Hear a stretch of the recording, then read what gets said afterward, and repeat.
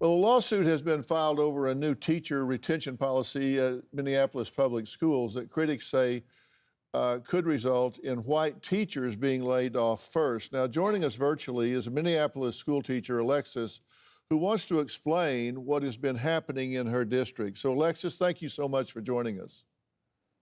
Thank you for having me. There's a lot more to this than the headlines, correct? Absolutely.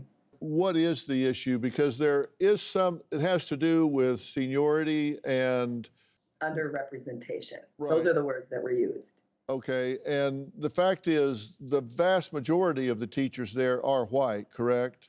That's correct. And so if you just go straight proportionality, there are naturally going to be more white teachers released than black teachers because there are just more in the pool.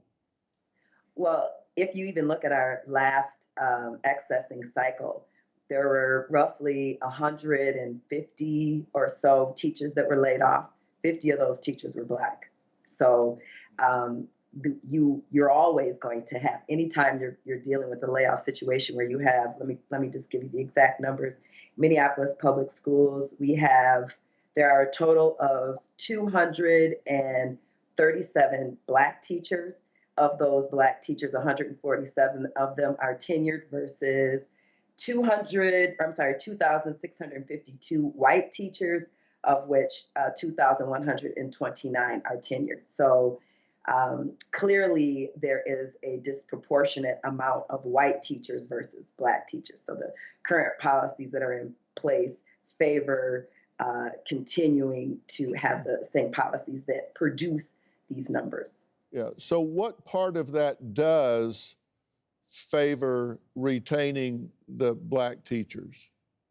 It's not a black and white issue. It says underrepresented. So it protects teachers from underrepresented populations, which underrepresented could be based on sexuality, it could be based on gender.